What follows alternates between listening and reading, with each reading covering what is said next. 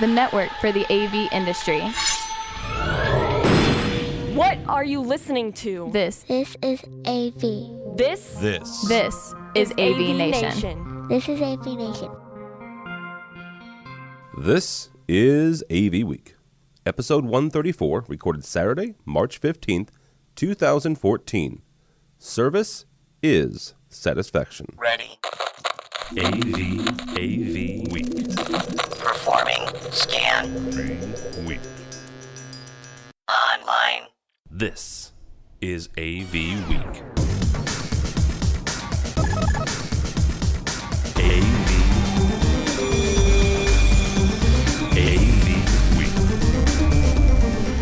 This is AV Week, your weekly wrap-up of audiovisual news and information. My name is Tim Albright. Hello. Happy Saturday to you. I almost said for you. George Tucker is here. He's the engineering coordinator for World Stage and the left-hand side of my brain. How are you, sir? I'm good today. It's 47 and sunny. Finally. I'm sorry. Yes, that's an improvement from what you have. It is indeed the greater New York area. Dramatic improvement. Nick is not 47. He's probably, 87 by now? Good morning from dreary Austin, Texas. It's we're expecting some large hail today, so It's not quite warmed up yet, but we're expecting some fireworks here this afternoon. Nick is a programmer at AV Service Partners, and he mentions Austin. I blame the hipsters for leaving South by Southwest. Agreed. There's a certain bit of excitement on my part. Usually when the hipsters roll into town for South by Southwest, they take every bit of good weather we get and then leave town. That's nice of them. Steve Greenblatt is here as well. He's the head at Control Concepts. He's also the producer and the host of our control show, State of Control. How are you, sir? I'm great. Great to be here. And last but not least, he's an author. He's a podcaster and blogger on his own, and a very nice guy. His name is Tom Andre, host of AV Rant. How are you, sir? I'm very good. And down here in Florida, it is 75 and beautiful. Oh, good Lord. I think it's 30 or something here in St. Louis. So. But it's still Florida. Yeah, it's still Florida. So. Did I say that out loud? No, you were fine. It's one of the very few months I can ride the motorcycle without getting rained on. So. Yeah, that's a good thing. And actually, we're going to talk about, in a second, Tom had George on his show this week, so that was kind of cool. We'll talk about that. This week, we're going to talk about digital signage and some forecasting Commercial Integrator has done and is asking you about where the revenue and in the world of AV is coming from this year. I'm going to ask a question about what to do with, abandoned cable, actually, in your house. It sounds like a silly question, but it's a real one when people are doing rehab and rejuvenation of your house. But first, I ran across this blog this week, and I had never... one thing about Twitter is you find people that you've never really heard of before.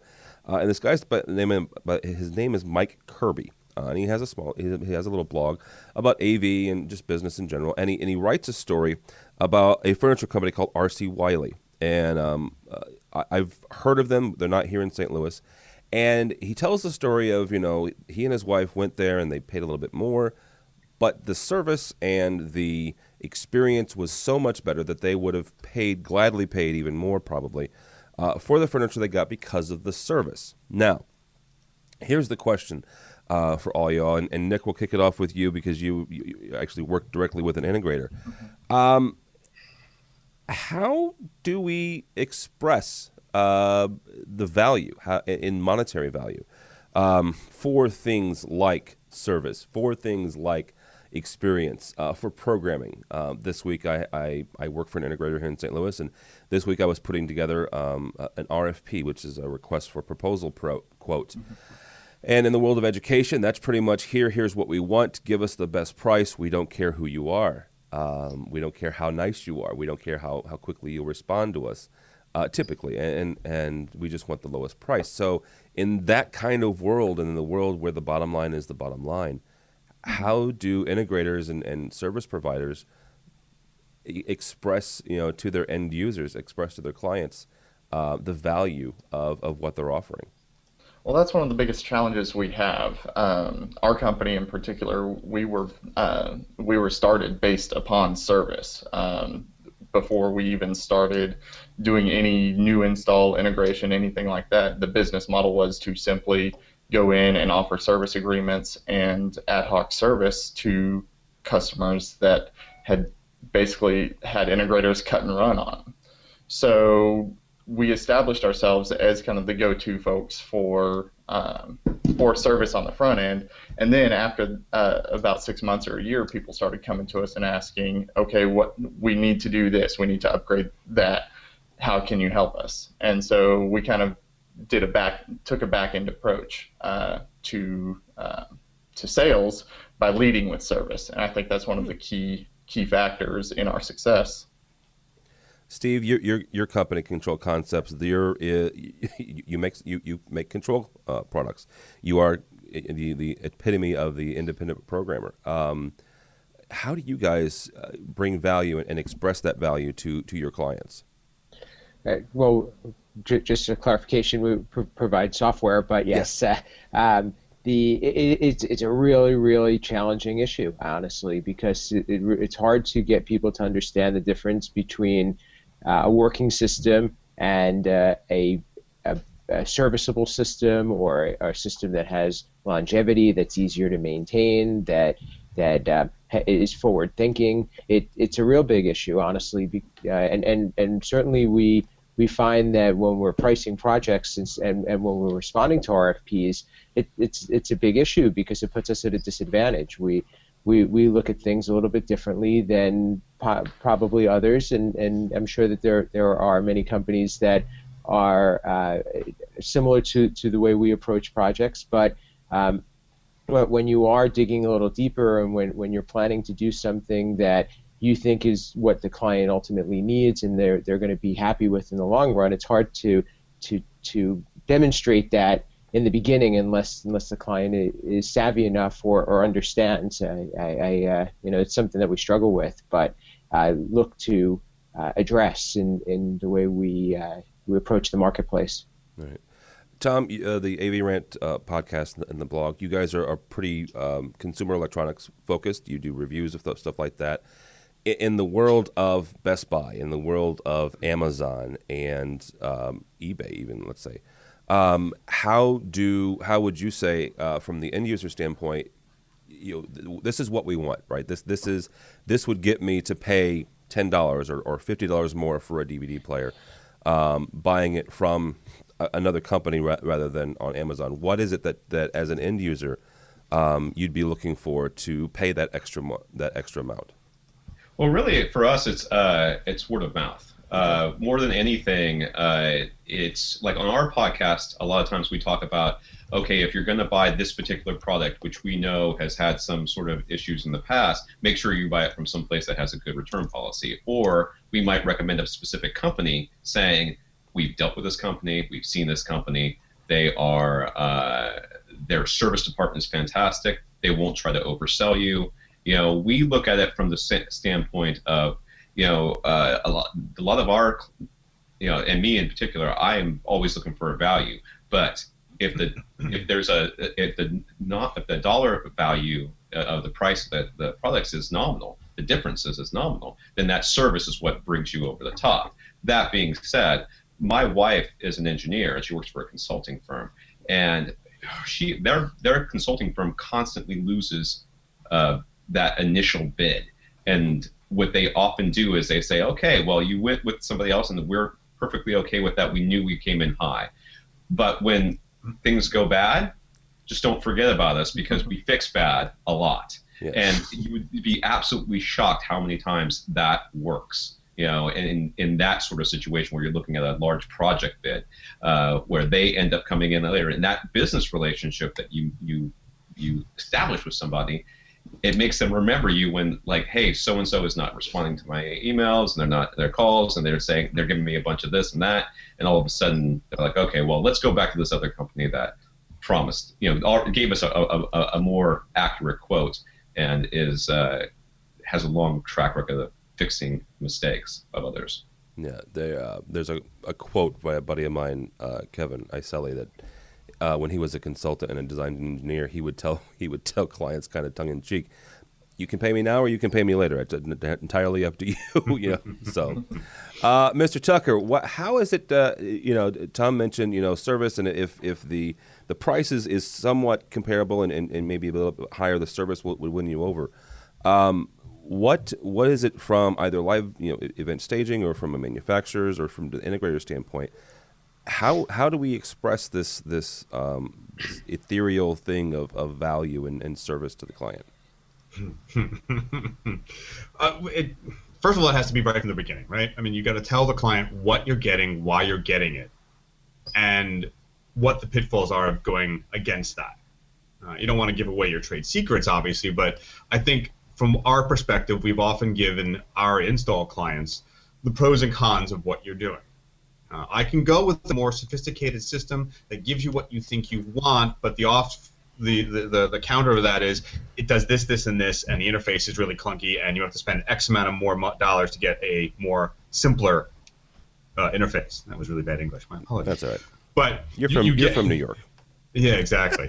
I slipped into my Bronx there. I'm only over the border. At least it was still clean. Yeah, exactly. I'm good at being mostly. Yes. So that point, how much of it you tell them, and you have to be able to give them that information. Here's what we're looking at. Here's why we decided to go with this. If you decide otherwise, understand the following. And if you decide that we did the alternative and then we have to put it back, you're wasting money and you will pay the restock fee and that kind of stuff. So it's a little carrot and stick at the same time. To Tom's point about the difference between price and coming in and saying, hey, finding someone who fixes it all the time, those things really do help. And in addition to giving the honesty in the beginning of, yes, you will find it cheaper this way, but here's what's going to happen. Yeah. And here's why you don't want to do that. Often wins over a lot of clients for us. I actually had a situation a week or so ago where somebody brought us in after they brought in somebody else to give them a quote on a system. And based on what they told us they wanted, I mean, we were, good Lord, I want to say 2 or 3 times as much, but the system that the original company quoted wouldn't do what they said they wanted to do. So we'll see where that one goes. The Andrew Robinson is probably one of my favorite blogs. Andrew is a good guy. We've had him on a couple of times before. He wrote a piece this week called "Analog versus Digital and the Dawn of AV Cynicism." What's interesting is the fact that it was written in 2014, which I don't know if it's dawn. I would give him maybe it's the dawn of the AV cynicism, but the analog versus digital has been interesting. The reason he wrote it was the fact that Deluxe's Hollywood studio laboratory shut down, and Deluxe was one of the main solenoid. They made actual film. The one quote that I'm going to take out of Andrew's piece is actually a quote from Jurassic Park.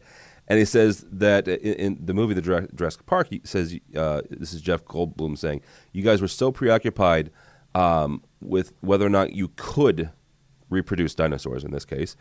You never thought about whether or not you should reproduce the dinosaurs. And Andrew's point to that is 4K, honestly. 4K is 8K and beyond that. And I get the idea is whether or not, just because we can do this doesn't mean we should do this. And Tom, actually, we're going to kick it off with you. So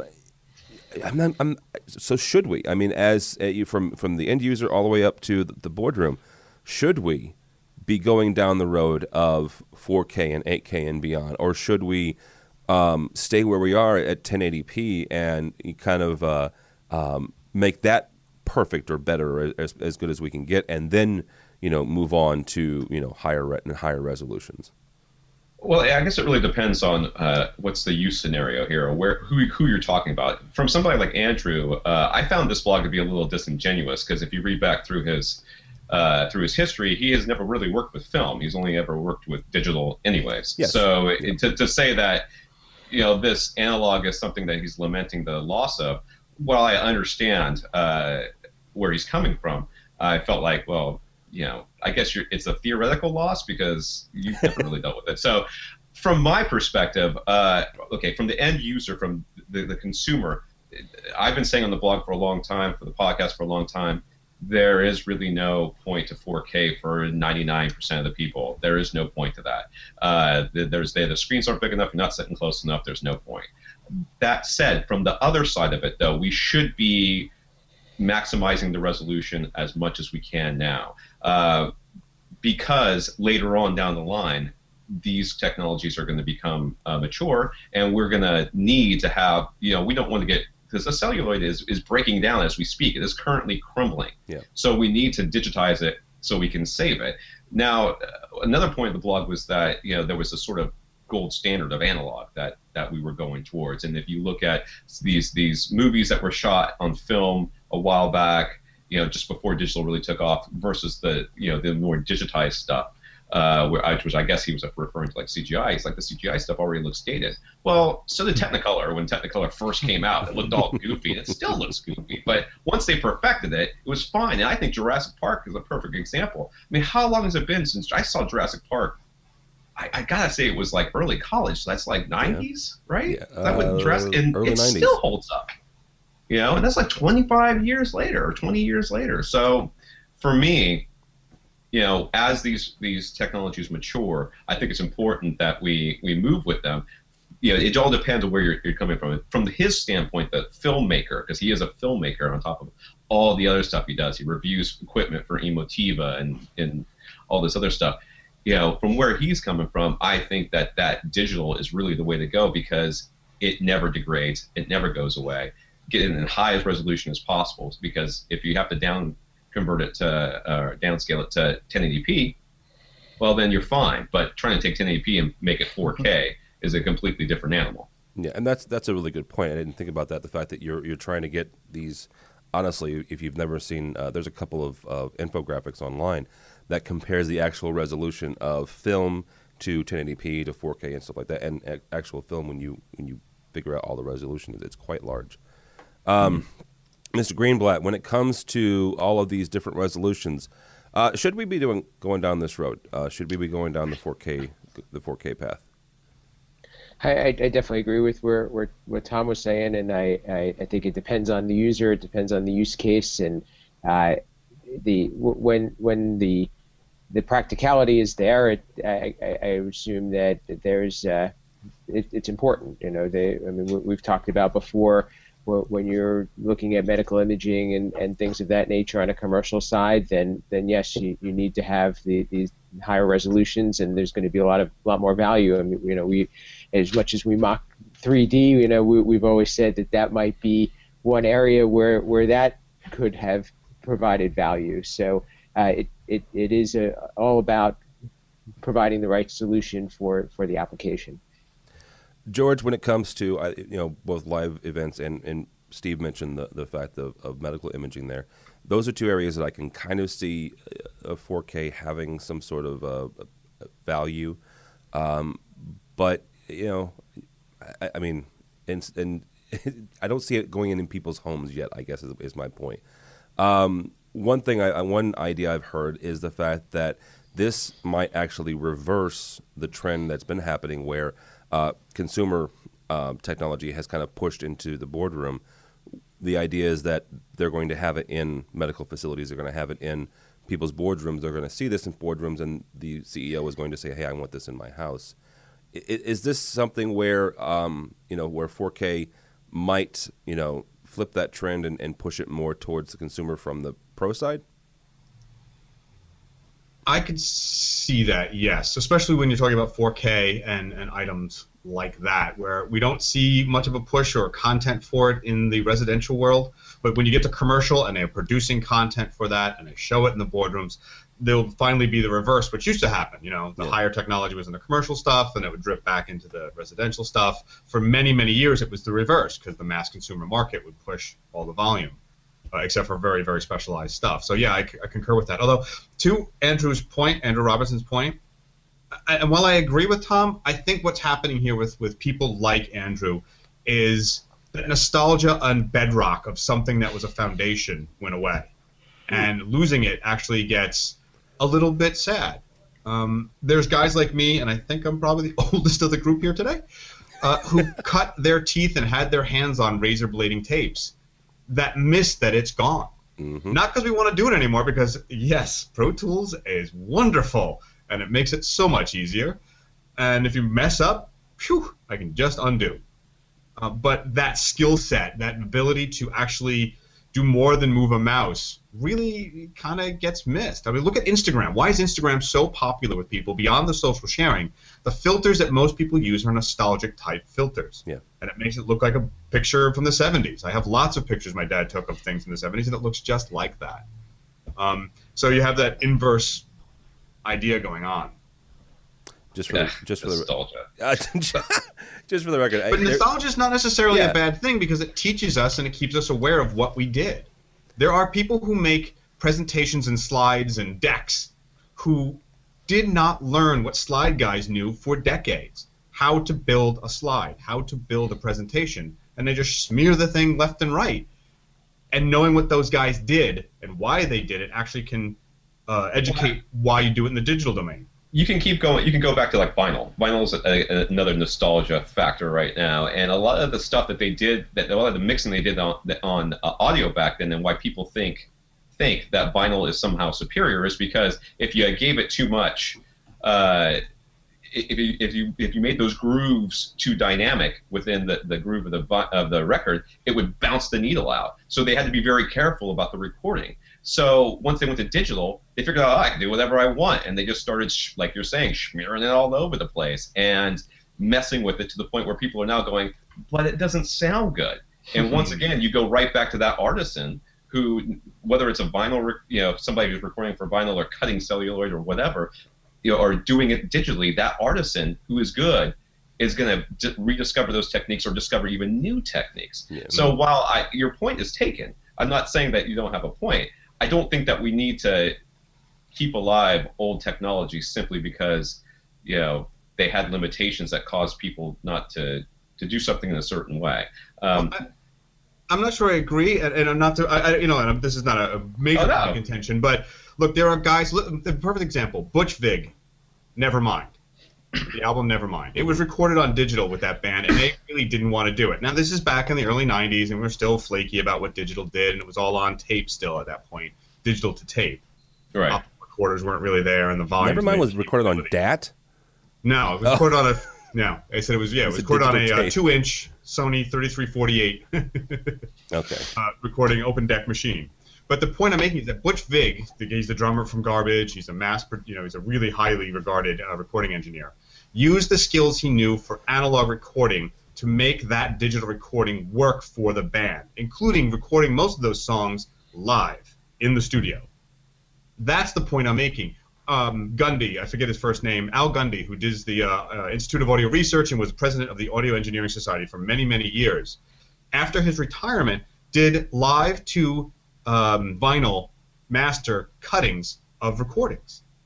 Why? Because, one, he liked it, but two, because he was teaching the kids and the engineers underneath him what this entailed and why do you need to be so precise, because fixing it in the mix, while wonderful, should be always a last resort. And that's my point in that, is that you should know those skills and not rely on the fix in the mix, and then it's a wonderful tool to have. And I guess that's what I see with Andrew Robinson, is those guys who could teach that impart that were looking over your shoulder in many ways, they're gone. Well, and maybe the bigger picture here and the bigger idea is that, kind of to Tom and George's point together, is it's not the tools necessarily, it's the skill set, right? Yes, it's sad that that's not always going away, but you still get those guys that know what they're doing using those tools, and you get them to teach those techniques using the digital tools. So, Nick, you have anything on this? Should we moving to 4K, or is it no big deal and it's just the next 1080p? I mean, every technology industry thrives and survives on moving forward and new technologies and new things coming out. And there's a lot of things that get thrown up against the wall that just flat out don't stick. Whether this is one of them or not has yet to be seen. There's always some pain points for the early adopters and those of us in the industry that kind of have to weed through some of the muckety-muck that comes up along the way. But in the end, the cream will always rise to the top. And so while I get his point about the nostalgia for film, I think to try to stamp your feet and stay stagnant is a fool's errand. Yeah, that's a good point. All right, from our friends over at Rave Publications, Almo Pro AV has launched an interesting service that kind of caught me off guard. They're offering to their distributors or to their clients digital signage creation for them to resell to their clients. Nick, we're going to kick this off with you since you're the only one of us only one of the four that works directly for an integrator. Is this something that integrators are going to go for? And if so, how's that relationship going to work? It's definitely something that integrators are going to explore. That's one of the biggest pain points for us when a client comes to us and says, "We have a facility. We want you guys to install digital signage." We say, "Great. We can provide all the hardware. We can do the design work. We can do everything you need." But then the awkward silence comes when it comes to creating the content. We don't have the graphic design resources in-house. We're a small integrator, so we can't offer those services, and very few of our clients have marketing departments large enough to dedicate the resources to doing it as well. So there's that gap that needs to be filled somehow, and this seems like at least a viable option to explore. Yeah. Steve, you guys create software, but you do sometimes you do modules for other companies. Is this something that Almo is kind of forward thinking, like Nick said? They don't have the resources, and sometimes a lot of their clients don't have the resources. Is this a good idea, and do you think integrators and companies are going to go for it? I think it's a great idea, and honestly, I mean, I know we talk a lot about moving over to the service model, first of all. So I think that this is something that could provide recurring revenue, and you're shifting to providing software rather than hardware. But more importantly, the hardware doesn't do anything without having the content, and you're not getting to the desired results. It's similar to control.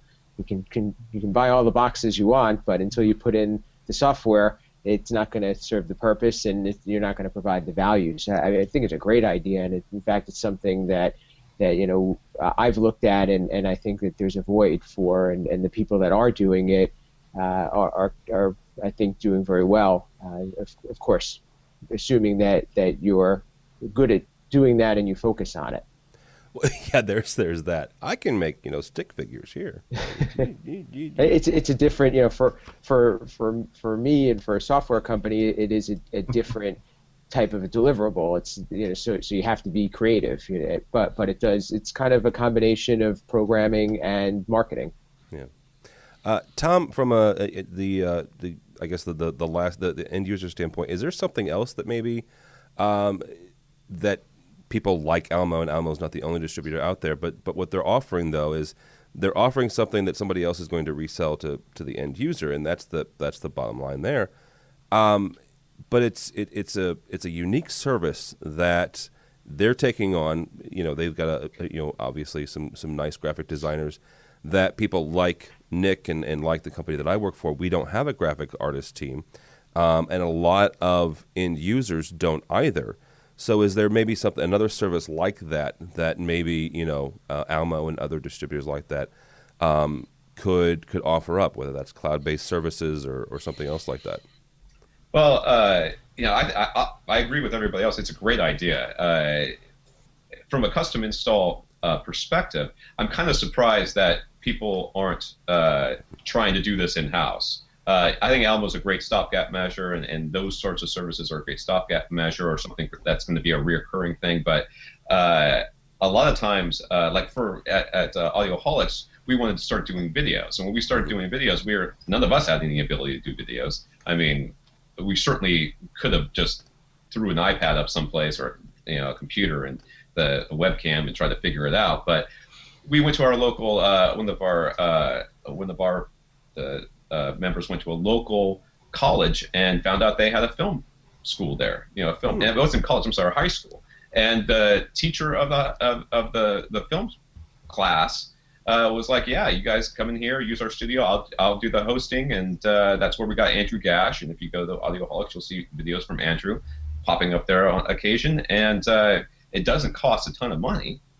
If we at any point, if we had gone to a college, we certainly could have used college students. Yeah. And you paired with somebody who was a professor and said, "Listen, make it part of your class curriculum if you want, and I can give you some projects, and if you want to have some of your your students work on it for the project, and then if they're good, they get hired part-time or get some sort of, per diem or per hawk, per hawk, I don't think that's a thing, but per job, and it's just a reoccurring 20, 30, 40, 50, $100 per little signage thing. Seems like something that would be doable from sort of outsourced from in-house at the custom install, but it's certainly, according to the article that you linked me to, it certainly seems like a good way to really extend your services beyond just hardware. Yeah, it does, and to Nick's point,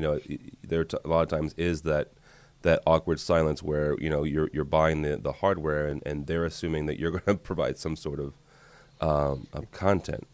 George, is this is this something that you think the integrators are going to go for? But what else can Almo and other distributors offer? Yeah, I think it's a great idea. And to Tom's point, yes, in a perfect world, you want to keep an oversight and management of your resources, have a guy that you've hired to do it. But the problem is a lot of this content is quickly changing. The turnaround on the content is measured in weeks, not months. And for installation companies who plan out far as they can, this is a time frame and a time management that I don't think we're accustomed to in that part of the industry.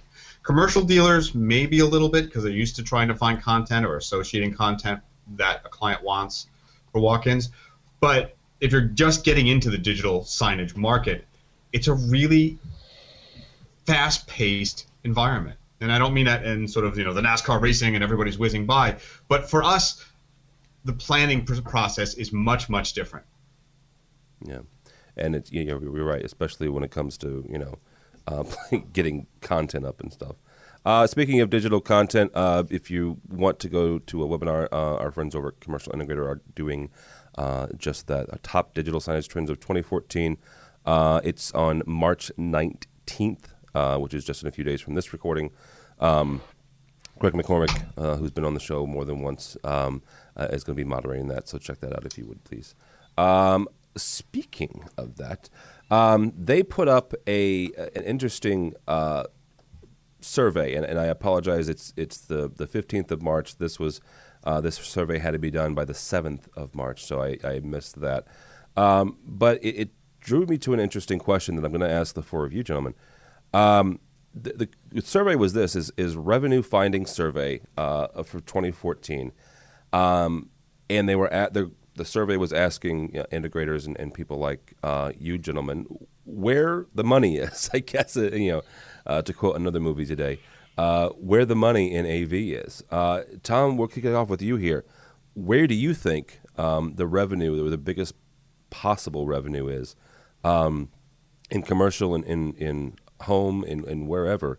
Where do you think the biggest pot of gold is in AV? Well, from the custom install, it's really hard for me to say. We're always constantly talking about on our podcast about margins and stuff, and where the margins are really at. And displays these days, there's almost none.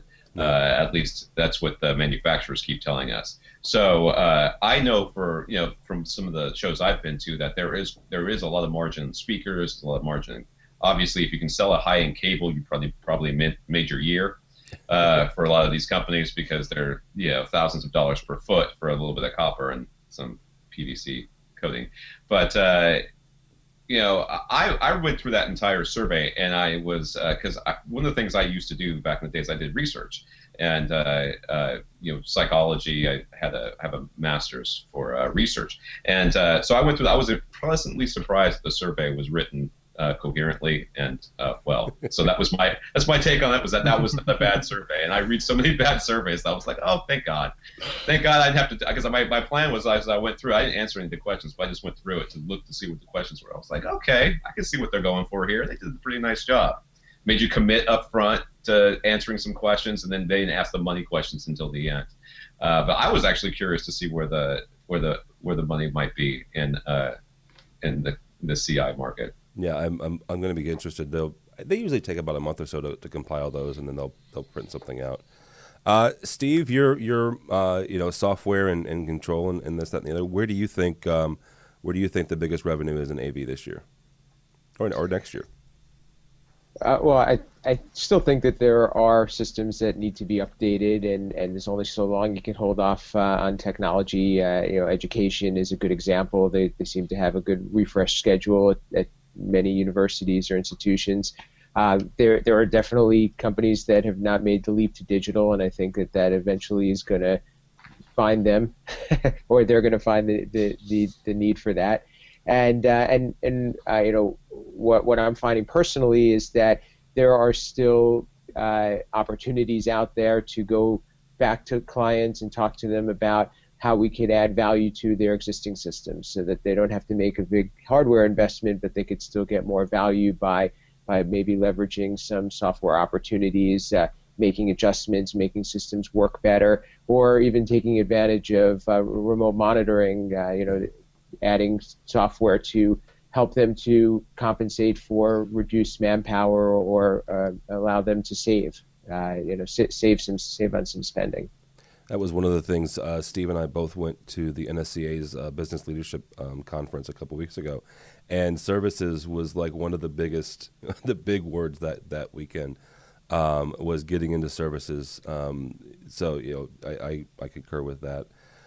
Nick, from a standpoint of an integrator, where do you think the biggest possible revenues are for this year? From a commercial standpoint, we always try to get in on certain, like has been spoken before, services. We do a lot of service agreements, and that allows us to keep our foot in the door with the client. Like I said before, with upgrade cycles coming around year after year, we try to stay in touch with our clients through service agreements and making sure that their systems work optimally day in and day out, so that when they do come to us and say, hey, I saw this 4K display, does it make sense for us? We are the authority to give them advice, and that keeps us in business. That keeps us around. As far as products are concerned, what we're seeing a lot of, trying not to get into too many buzzwords here, the consumerization of a lot of communication technologies. We're talking to a lot of customers right now about things like Google Hangouts and Skype, and more of the consumer-driven conferencing technologies being integrated into conference rooms, where traditional video conferencing codecs may or may not be appropriate, and just having that conversation. Products like Vadio is producing like the USB bridge and things like that. We're doing quite a few rooms with those types of things. Absolutely love that bridge. If you're not familiar with it, it's a USB device that will take basically it'll take Skype or Link. I used something the other day called Fusion, I think. For the first time. All of these are soft codec video conferencing. Well, it'll take professional grade cameras and get them into those soft codecs, and it's a pretty cool little device. Mr. Tucker, you have the last word on revenue. What say you? Where is the money this year? I think on Tom's broadcast I used something like that, didn't I? I quoted Spaceballs about finding the margins. Where's the more margins? It's all about services. It's all about upgrading. I don't think we're in a market with a lot of new businesses going in. I'm either upgrading stuff to make it better, or I'm providing services to keep it running. And that's really where I see it happening. And to Nick's point, you do have that where you say, hey, not just we'll keep tabs with you, but how about from a commercial perspective, coming in to make sure the projectors are at their maximum brightness or resolution, making sure someone didn't over time change something, making sure that the lenses are clean and the screens are accurate and they're not damaged in any way, and fixing those. Those always can lead to those upgrade upsell moments, as well as just maintaining. For X amount of dollars a month, you've got a guaranteed profit center, or at least an income, and you can have a chance to upsell, and it only takes a couple of hours a month. Yeah, absolutely. All right, from our friends over at Electrical Contractor Magazine, forgotten cable. What do you do with abandoned cable? And Mr. Tucker, I was going to start with you on this because you have the most famous 1904 Colonial that I know of. But here's the thing: what they're talking about is when you do rehabs and renovations. What do you do with the cable?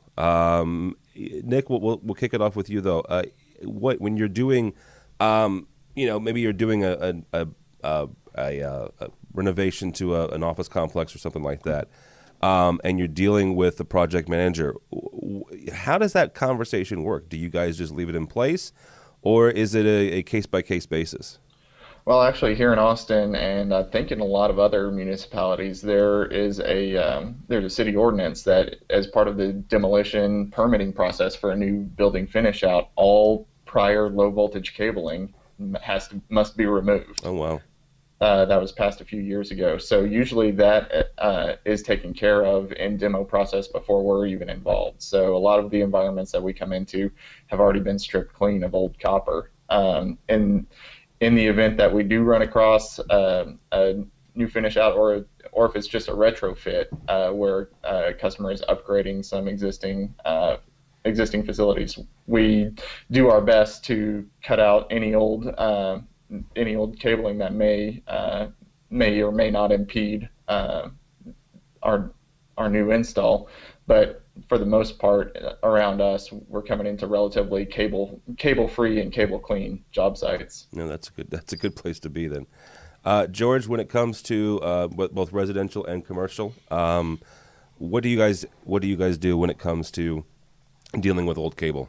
A lot of times, especially in New York, it's up to the building maintenance. They're often not allowed to touch that. Sometimes we can, in certain installations, certain institutions, we can. But quite often, if you're saying, hey, there's extra cable up there, that's the purview of the building maintenance guys, and they will hire an electrical contractor to take it out. Gotcha. Technically, we're not electrical contractors. We're low voltage video guys. Yeah. So. Well, does it matter though that the existing is low voltage though? Well, it doesn't matter in the sense that they just use the electrical contractors to do that. It's all licensed. It's a building agreement. We don't usually touch it unless it's some kind of event space, and usually that's the building space, and they're going to find their people to do it. Although, to that point, we did a CEDIA special with some of the guys at CEDIA about why you want to do this, and there's an extra reason beyond, they said, smoking and the fire and just dead weight and causing problems running new wires, is that, and you guys may or may not know about this, is that running Cat 5 or any of those with the same kind of jacket, that polyurethane, I forget the exact name for it, coating on the jacket against PVC piping actually causes a chemical reaction and degrades both the pipe and the outer shell of the wire. And most of the PVC piping is what? Water? You don't want to do this. No. So getting them away anyway from installs that may have done it in the past is probably a good idea. Yeah, that was a really good special. That was a good article. Tom, when it comes to home installs and things of that nature, do you rip out all new cable, or do you suggest people rip out not all new cable? Do you suggest they rip out the old before they put in the new? Usually I'm helping people install in-wall speakers or projectors or that sort of thing. So I'm used to helping them put wires in that you will rip out later. So the biggest problem that what we usually run into is people who have questions about power, running power through, up to the projector or down from their display through. They want to do it through the wall and stuff. And I'm always just trying to keep people from doing things like extension cords in the wall. Please. But this is something that we rarely have an issue with. Though I did have one guy on the podcast once who had just wires sticking out of his wall that somebody had installed in a home theater system at some point, didn't know where everything went, and some of them just seemed to go nowhere. And he's like, "What should I do?" I'm like, "I think you got to rip it out, dude, and just hope." Hope that you're not going to take part of your wall out with you. But because he had an older home like George, so that some of that stuff you're like, it's plaster on the wall, and God knows what you're going to get into if you have to get behind there. And when it's a DIY project, it quickly turns into one of those things that ends up on HGTV where somebody has to come in. Mike Holmes has to come in and I was just installing a home theater and now there's water everywhere. Exactly. Hey, listen, in my house I found knob and tube in the walls. thankfully not live, but I found knob and tube. Are you serious? Do you all know what knob and tube is? Yes. Yes, old Edison wires, basically. Wow. Ceramic standoffs, the whole bit. Well, here's the thing. I mean, first of all, thankfully it wasn't connected. Well, no, the thing is one thing about George's house, and I'm not kidding you, it was built in the early 1900s, and you are in New York, so that makes a whole lot of sense. So yeah, that totally makes sense. Colonial. Yeah, Steve. What do you do with old wires? Whether it be control wires or power, like Tom said, or video, or this, that, and the other. Well, I think that this is a good discussion in best practices, certainly, and certainly something that is going to help prevent problems moving forward. I think it's about educating probably an end user to know what they should be having, know the types of processes or approach that should be taken to do a system right. And the importance of making sure that you have a system that you can troubleshoot, and that you're not going to run into creating more difficulties down the road. Stuff that we discussed a little bit earlier, that if you're leaving wires in and building upon a bad infrastructure, you're probably going to end up causing yourself problems in the future, and it's just another one of those good education points. Yeah, absolutely. All right, gentlemen, that is going to do it for this week. Tom Andre, the host, author, and extraordinaire from AV Rant. Thank you, sir. Thank you. Where can people find you? You can come to avrant.com. We have a Facebook page, facebook.com/avrantpodcast. And you can follow me on Twitter if you like. I usually tweet about writing, but sometimes I tweet about AV, at avrant_Tom. And my personal website where you can find my books and more information. I write, right now the books that are up there are all superhero themed sci-fi books. It's at tomandry.com, ANDRY. Very good. Steve Greenblatt from Control Concepts. Thank you, sir. Thank you. It's been great. And where can people find you? Twitter, Facebook, Google+, any of those above. Typically go by Steve Greenblatt, and do a little bit of writing for a commercial integrator, and also check out the State of Control podcast. We back on track this month, and going to be planning a new one for April. Yeah, absolutely. And Mr. Nick Miller from AV Service Partners. Where can people find you? Can find me on Twitter, at Nick Mill, with one L. On Google+, just search my name, LinkedIn, all the goodies. Very good. Thank you, sir. And last but not least, Mr. George Tucker from Everywhere. Thank you, sir.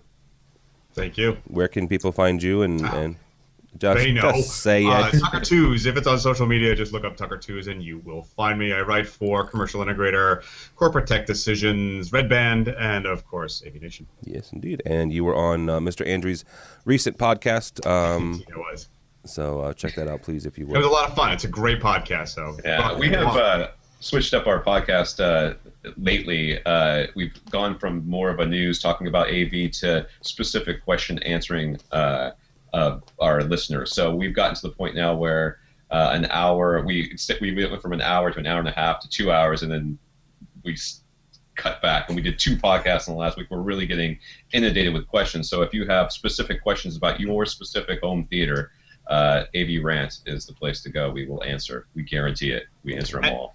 And to that thing, after each podcast, they do a Google Party, I guess it's called, Tom? Yeah, basically. And the listeners can join in and ask specific questions and maybe more detailed stuff, or just discuss about it. And when I was on, there was a lot of really cool guys that came on, and part of what we talked about was home automation, the difference between what the AMXs and Crustrons of the world are doing, and Insteon, and why the big guys aren't coming and wooing the more DIY or middle class guys. And these guys had a lot of great answers, showed a really cool examples, and it was just a lot of fun to talk to them.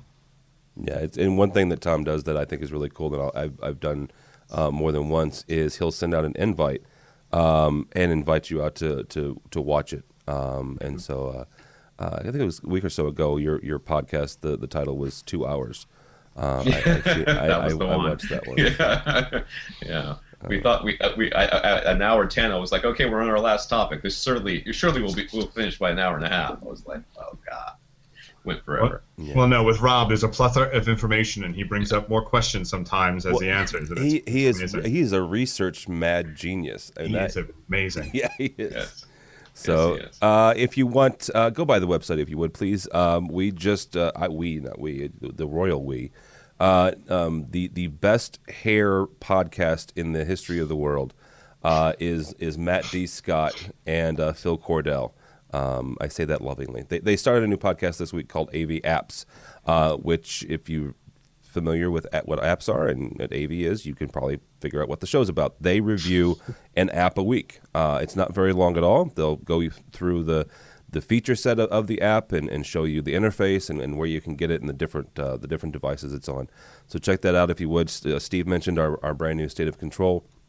We have a new ed tech coming in about a week or so, and I just talked with the fine host of AV Social the other day, and they have a new one coming down the pike this month as well. So go by the website if you would, please, AVNation.tv, AVNation.tv. Thanks so much for listening. That's all the time we have for AV Week.